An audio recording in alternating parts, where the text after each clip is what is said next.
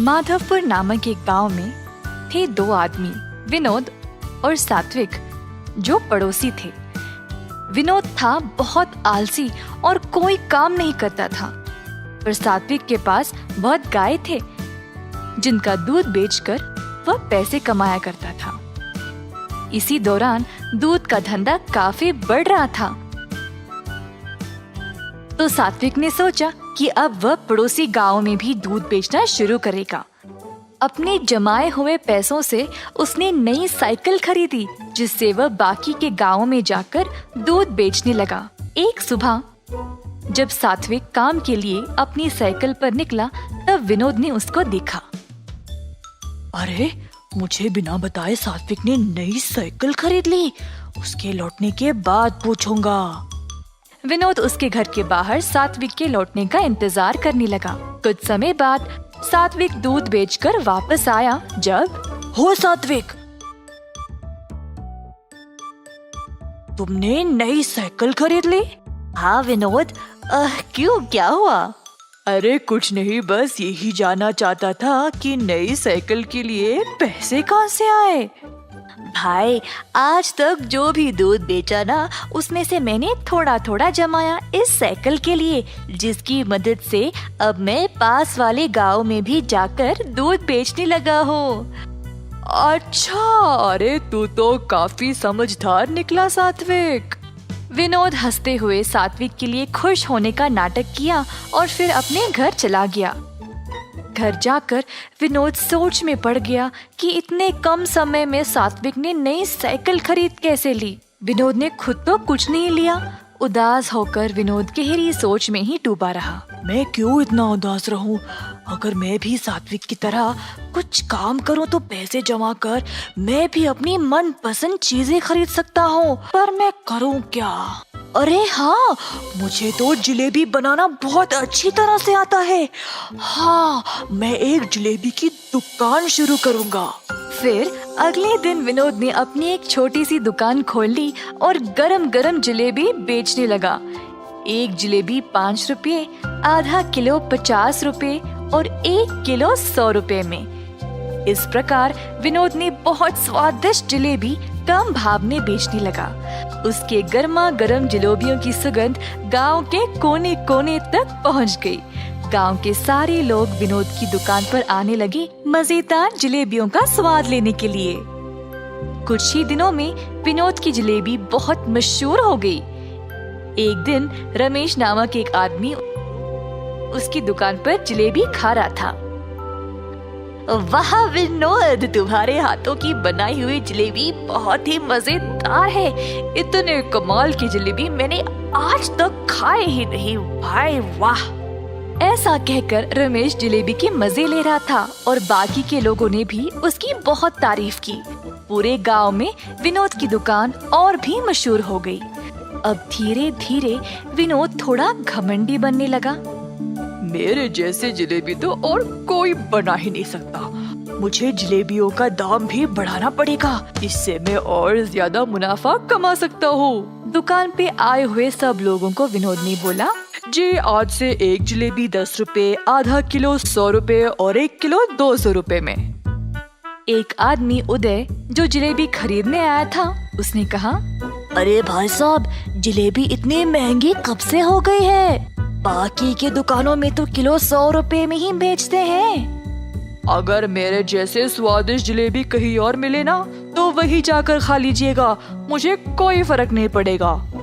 विनोद जैसी स्वादिष्ट जलेबी कहीं और नहीं मिलेगी, ऐसा सोचकर लोगों ने अब महंगी जलेबी खरीदना शुरू कर दी। इस गांव में मेरे जैसे जलेबियों को टक्कर देने वाला और कोई है ही नहीं। गांव वालों को तो अब मेरे स्वाद की लत लग चुकी है। ऐसा सोचकर उसने जलेबी को तोलने वाले तराजू के नीचे सबकी नजर से चोरी एक छोटा सा भार लगा दिया, जिससे वे लोगों को ज्यादा पैसों में कम जलेबियां बेच सके। इसी तरह विनोद का कारोबार उसके अनुसार चलता रहा। एक दिन गांव के जमींदार को विनोद की जलेबियों के बारे में पता चला, तो उन्होंने अपने नौकरों को उसके पास 1 किलो जलेबी लाने के लिए भेजा। नौकर गए और विनोद के यहाँ से 1 किलो जलेबी ले आए।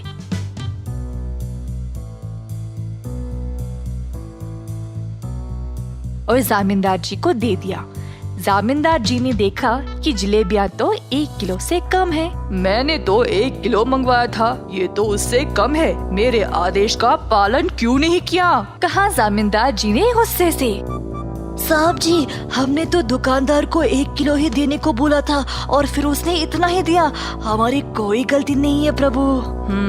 चलो हम इस जलेबी वाले के पास जाकर देखते हैं कि वह असल में कर क्या रहा है। दुकान के पास पहुंचने ही वाले थे जब जामींदार जी ने एक भिखारी को उस जलेबी की दुकान की ओर जाते हुए देखा तो वह रुक गए और अपने नौकरों को भी रोक दिया। जामींदार जी देखना चाहते थे कि दुकानदार उस भिखारी को किस तरह जलेबी बेचेगा। जामींदार और उनके नौकर पास वाली दुकान के पास खड़े होकर नजारा देखने लगे। एक जलेबी कितने की है भाई साहब?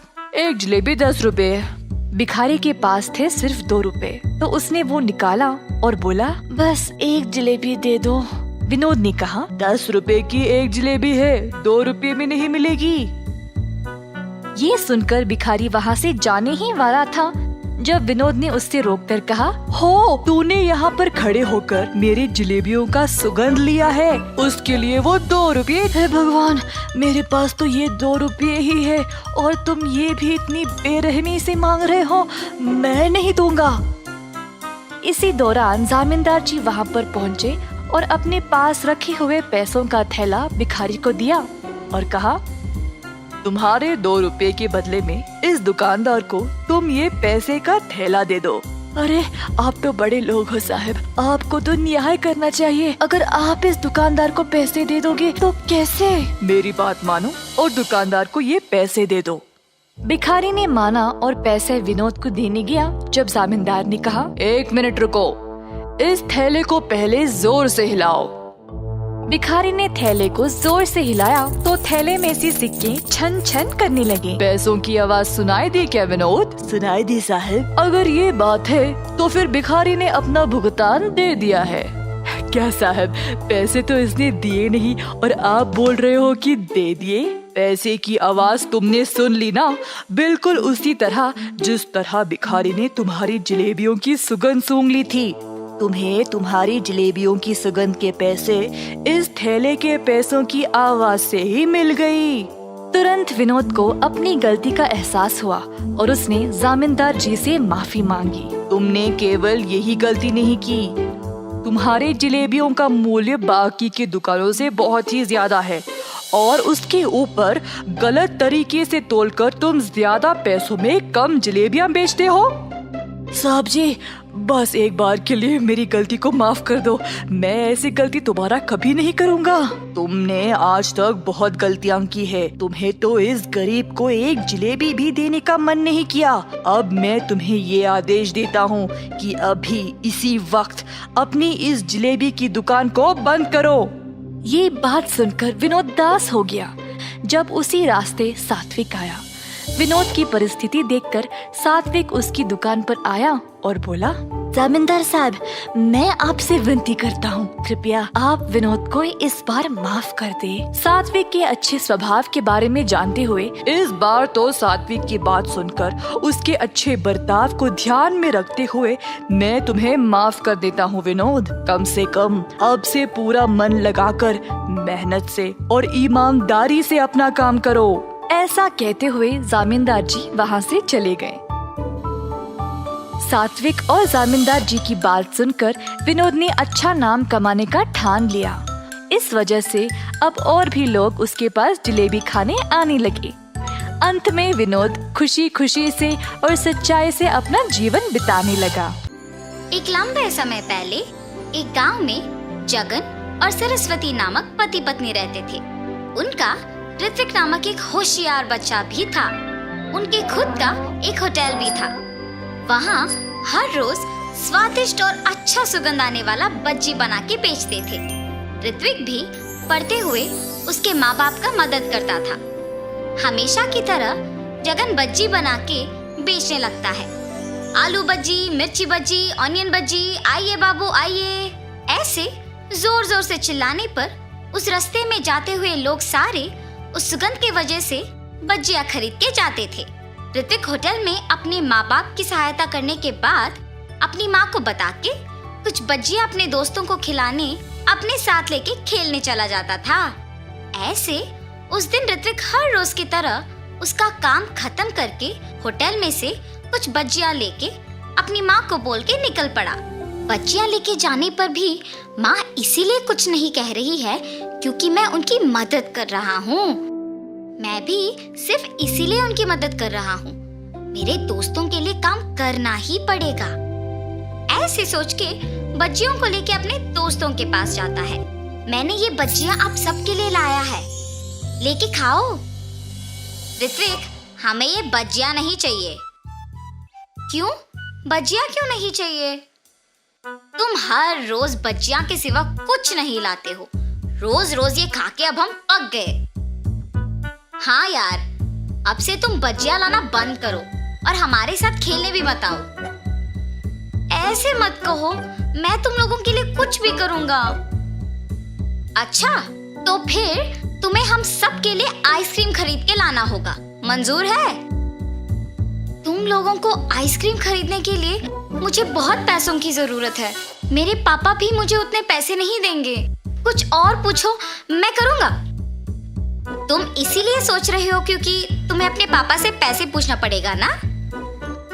हाँ, उनसे बिना पूछे पैसे लेने का मेरे पास एक उपाय है। अगर तुम पक्का करोगे तो ही बोलूंगा। तुम लोगों के लिए मैं कुछ भी करूंगा। क्या है वो उपाय? तुम्हारे होटल में खाने बहुत लोग आते हैं। उस समय में तुम्हारे माँ बाप काम में व्यस्त रहते हैं, तो तब तुम जितने पैसे चाहिए उतने पैसे लेके आ जाओ। किसी को तुम पे शक ही नहीं होगा। कोई ये भी नहीं जान पाएगा कि पैसे गायब भी हुए। हाँ, ये भी सच है। कल मैं पक्का तुम लोगों को आइसक्रीम खिलाऊंगा। ऐसे अपने दोस्तों को कह के खुशी खुशी घर चला जाता है। अगले दिन जब उसके माँ बाप काम में लगे हुए थे, ऋत्विक किसी को दिखे बिना चुपके से पैसे लेके अपने दोस्तों के पास चले जाता है। मैंने कहा था ना कि तुम सबको मैं आज आइसक्रीम खिलाऊंगा, चलो जाके खाएंगे। ऐसे वो उसके दोस्तों को लेके आइसक्रीम बेचने वाले के पास जाता है और सबको आइसक्रीम खिलाता है। कल क्या चाहिए बोलो, मैं खरीदूंगा। कल तुम जो कहो वही चाहिए हमें। ठीक है, कल मैं तुम लोगों को मेरा मनपसंद खाना खिलाऊंगा। ऐसे कहकर वो घर चला जाता है। रात में सोए बिना अपने दोस्तों के बारे में सोचते रहता है। कल मुझे अपने दोस्तों को कुछ अनपेक्षित खिलाना होगा, मतलब मुझे कल और पैसे लेके जाना होगा। ऐसे ऋत्विक अपने दोस्तों के कहा मान के हर रोज अपने माँ बाप को बताए बिना उनके मनपसंद चीजें खरीद के देता था। आखिर में ये उसका एक बुरी आदत बन चुका था। हर रोज की तरह जब एक दिन ऋत्विक उसके माँ बाप के काम करते वक्त पैसे लेने गया था, तो उसकी माँ उसे देखती है। ऋत्विक, यहाँ आओ। हाँ माँ, क्या हुआ? तुम वहाँ क्या कर रहे थे? मैं कुछ नहीं माँ। सच कहो, मैंने तुम्हें पैसे लेते हुए देखा।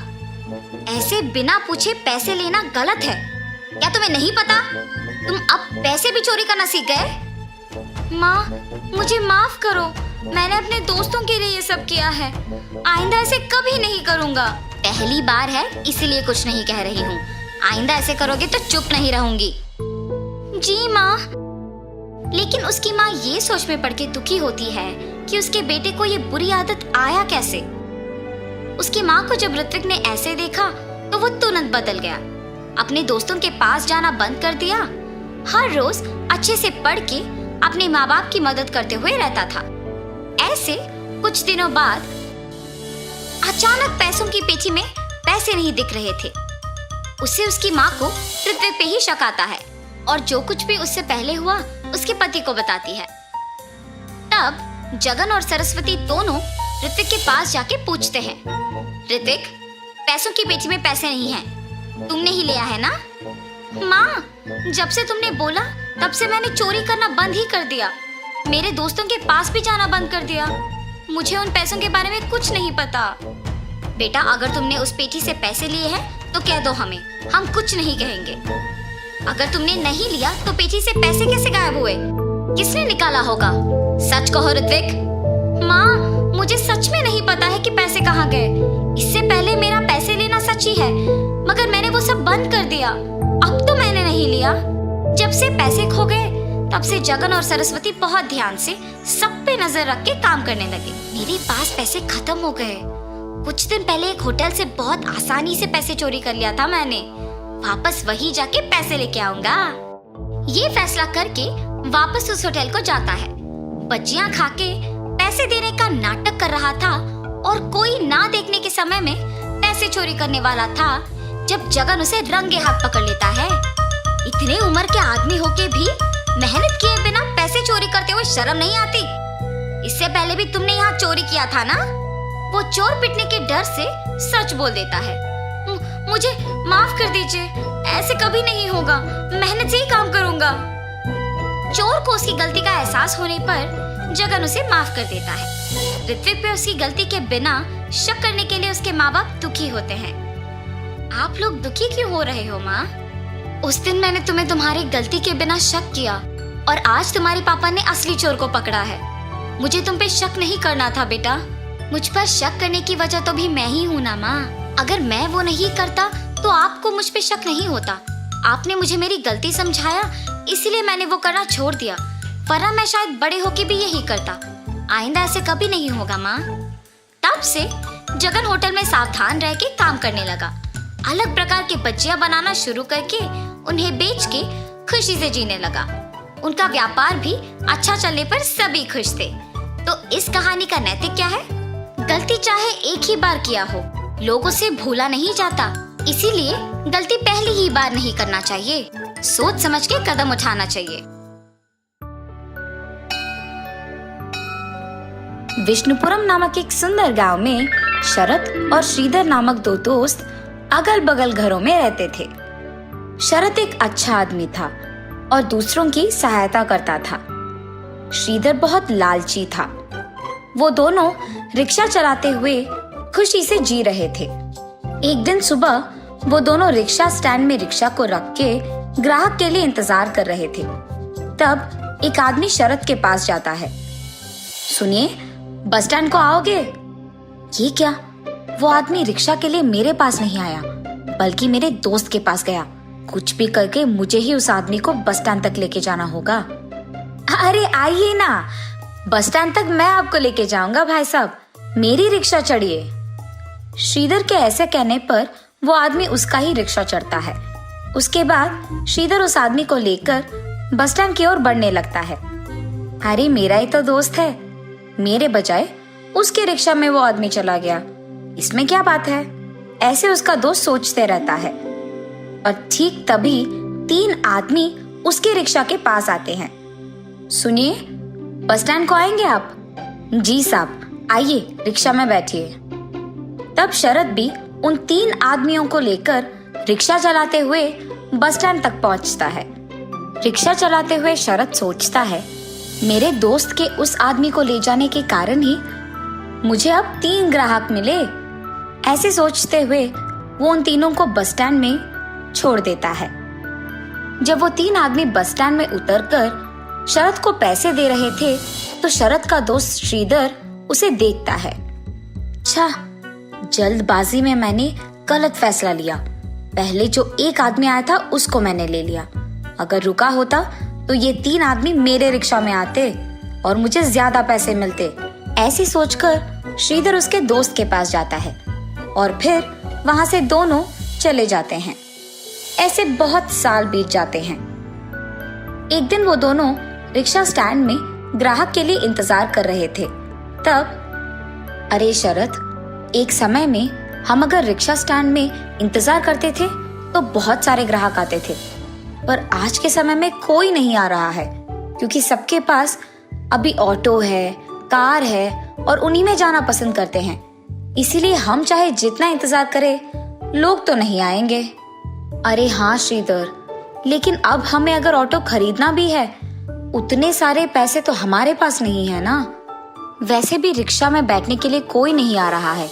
इससे बेहतर तो यही है कि हम ये काम छोड़कर शहर चले जाते हैं और वही कोई काम करते हुए खुशी से जी सकते हैं। श्रीधर, चाहे जो भी हो जाए, मैं अपना गांव छोड़कर कहीं नहीं आऊंगा। मुश्किलें तो हर जगह होंगी ना, इसका मतलब ये थोड़ी है कि हम गांव छोड़कर कहीं और चले जाए। और इस बात की क्या यकीन है कि कल हम शहर में जाएंगे तो वहां मुश्किलें नहीं आएंगे। तो मुझे यही रहना है और इन मुश्किलों का सामना यही करना है। अरे शरद, यहाँ पर हमें कोई और काम नहीं मिलेगा। ठीक है, तुम यही रहो, मैं जा रहा हूँ। ऐसे कहकर वो उसकी बीवी बच्चों के साथ सच में शहर चले जाता है। वहां जाकर वो कार चलाते रहता है। मेरे साथ अगर मेरा दोस्त भी होता तो हम दोनों मिलकर कोई ना कोई काम ढूंढ लेते। अब मुझे अकेले ही कुछ करना पड़ेगा। ऐसे वो बहुत दिन दुखी रहता है। एक दिन शरद रिक्शा स्टैंड के पास रिक्शा में बैठे रहता है। तब एक आदमी का आवाज सुनाई देता है, प्याज, प्याज, ताजे प्याज। ऐसे जोर से एक आदमी चिल्ला रहा था।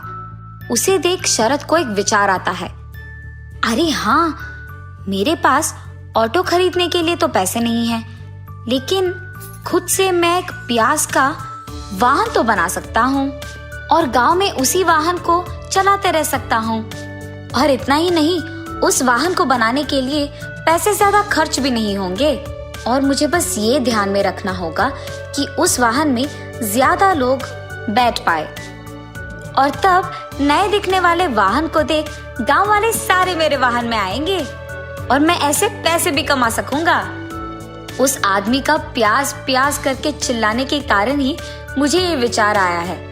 ये सोचकर शरद तुरंत उस काम में लग जाता है। उसके पास मौजूद सारी चीजों से प्याज के आकार में दिखने वाले एक बड़े वाहन को बनाता है, जिसमें बहुत सारे लोग बैठ सकते हैं, और उसे चलाते हुए गांव में जाता है। Bus stand, railway station, Ramalaya नगर, आइए बाबू आइए, जल्दी आइए, ऑटो से भी कम दाम में मैं लेके जाऊंगा, आइए बाबू आइए। ऐसे उसके जोर से चिल्लाने पर कम दाम में और इतने बड़े आकार में एक प्याज के वाहन को देख सभी चौंक जाते हैं और तुरंत उसके गाड़ी में बैठ जाते हैं। ऐसे ही कम दिन में शरद का प्याज की तरह दिखने वाले वाहन में बहुत सारे लोग बैठते हैं और वो बहुत प्रसिद्ध हो जाता है। इतना कि कुछ ही दिनों में वो और थोड़े प्याज के वाहन बनाकर उनमें दूसरों को चलाने के लिए नौकरी भी देता है। ऐसे वो वाहन चलाते हुए बहुत खुश रहता है। तब एक दिन श्रीधर उसके पत्नी के साथ शहर से गांव आता है। गांव आते ही उसके दोस्त शरद के बारे में सबके मुंह से प्रशंसा सुनकर वो चौंक जाता है। यहाँ मैं हूँ जो शहर जाकर कार चलाते हुए आए हुए पैसे कम पड़ जाने के कारण कर्ज लेकर दुख में जी रहा हूँ, और मेरा दोस्त यहाँ इसी गांव में इतना प्रसिद्ध गाड़ी चलाते हुए इतनी प्रशंसा पाते हुए खुश है। अगर मैं भी इसके साथ यही रहता तो शायद मैं भी वो प्रसिद्ध गाड़ी चलाता और खुश रहता। अरे हाँ, मेरे दोस्त को वैसे भी मुझ पे बहुत भरोसा है, तो मैं एक काम करूंगा, उसे मैं अपने साथ शहर ले जाऊंगा, फिर उसके सारे वाहन को मैं ले लूंगा और उसे वहां छोड़कर मैं दूर भाग जाऊंगा। तब उन सारे वाहन को बेचकर आए हुए पैसों से मैं अपना कर्ज चुका पाऊंगा और खुश रह पाऊंगा। लेकिन मेरा दोस्त तो मेरे कहने के बावजूद अपना गांव छोड़कर नहीं आएगा। हाँ, मैं अपनी बीवी को उसकी बीवी से बात करने के लिए कहूंगा, तब तो उसे आना ही पड़ेगा। ये सोचकर श्रीधर उसके बीवी के पास जाता है। नर्मदा, तुम मेरे दोस्त की पत्नी के पास जाकर उससे बात करो और उसे मनाओ कि हमें शहर जाना होगा, और ऐसे वो जो कुछ भी सोचता है उसकी बीवी को बताता है। ठीक है जी, मैं वही करूंगी। ये कह के नर्मदा शरद की बीवी के पास जाती है। अरे भाभी, आप भी मेरे साथ शहर आ जाइएगा। वहाँ अगर आप ये प्याज की वाहन चलाएंगे ना तो बहुत सारा पैसा मिलेगा। हाँ, और उतना ही नहीं, यहाँ से वहाँ रहने में भी दुगना अच्छा होगा। हाँ, मेरे पति भी वहाँ कार चलाते हुए बहुत सारे पैसे कमा रहे हैं। आपके पास तो पहले से ही बहुत वाहन है, वहाँ आएंगे तो और भी पैसे कमा पाएंगे। जी भाभी, ये तो अच्छा विचार है, जरूर हम सब आपके साथ शहर आएंगे। ये कह के वो उसके पति शरद के पास जाकर, सुनिए, हम भी आपके दोस्त के साथ शहर जाएंगे ना जी। वहाँ यहाँ से दुगना अच्छा होगा और दुगने पैसे भी मिलेंगे, पता है आपको। अच्छा, तो तुम ही चले जाओ। मैंने पहले भी कहा है, मुझे ये गांव छोड़कर कहीं नहीं जाना है, यही मेरा घर है। उसके पति के ऐसे कहने पर इसी बात को कहने वो नर्मदा के पास जाती है। वहां पहुंचते ही पति पत्नी को कुछ बात करते हुए सुनकर वो दरवाजे के पास ही रुक जाती है। नर्मदा, क्या तुमने मेरे दोस्त की बीवी से बात किया है? कुछ भी करके उन्हें हमारे साथ शहर ले जाना ही होगा। अरे हाँ जी, उसने तो मेरी बातों पे यकीन कर लिया है। वो दोनों पक्का आएंगे शहर। तब हम उनके पास मौजूद सारे वाहन को बेचकर हमारे कर्ज चुकाएंगे और हम खुश रह पाएंगे। दरवाजे के पास खड़े हुए शरद की बीवी ये सब सुन लेती है और भागते हुए उसके पति के पास जाती है। सुनिए, हम शहर नहीं जाएंगे, ये सब आपके दोस्त का चाल है। और ऐसे उसने जो कुछ भी सुना अपने पति को बताती है। क्या मेरा दोस्त कर्जों में फंसा है, इसीलिए वो ऐसा है? कुछ भी करके मेरे पास मौजूद वाहन को बेचकर भी उसका कर्ज चुकाना होगा। क्या एक तरफ आपका दोस्त आप पे जाल बिछा रहा है, आपको धोखा दे रहा है, और आप सोच रहे हैं कि आप उसकी मदद करेंगे? ये क्या है जी? वो चाहे अच्छा हो या बुरा हो, वो मेरा दोस्त है और वो अभी कष्टों में है, तो मुझे उसे बचाना होगा और मुझे उसकी सहायता करना होगा। ये कह के वो वहां से उसके दोस्त के पास चले जाता है। श्रीधर, मुझे नहीं पता था कि तुम यहाँ आए हो, वरना मैं तुम्हारे पास आ जाता। और अगर मुझे पहले ही पता होता कि शहर में तुम्हारी इतनी मुश्किलें हैं, तो मैं तुम्हारी मदद कर देता। इसके लिए मुझे धोखा देने की कोई जरूरत नहीं। मैं खुद एक वाहन बेचकर तुम्हें वो पैसे दे दूंगा और तुम अपना कर्ज चुका सकते हो। उसके बाद तुम भी यहाँ मेरे साथ रह जाओ। हम दोनों ये गाड़ी चलाते हुए खुश रह पाएंगे। ऐसे वो अपनी बीवी की बातें श्रीधर को बताता है। शरद, मैं तुम्हें धोखा देना चाहता था, ये जानकर भी तुम मेरी मदद करने यहाँ आए। मुझे अपने आप पे घिन आ रही है और मुझे अब अपनी गलती का एहसास हुआ है। तुम एक अच्छा इंसान हो और उससे बेहतर दोस्त हो मेरे। अब से मैं तुम्हारे साथ ही रहूंगा और आइंदा ये गलती नहीं करूंगा। तुम्हें अपनी गलती का एहसास हो गया ना, और तुम मेरे साथ रहना चाहते हो। बस यही चाहता था मैं। अब मुझे बहुत खुशी है। हम दोनों को हमेशा ऐसे ही रहना है। तब से वो दोनों दोस्त साथ में रहते हुए उसी गांव में प्याज का वाहन चलाते हुए बहुत खुश रहते हैं।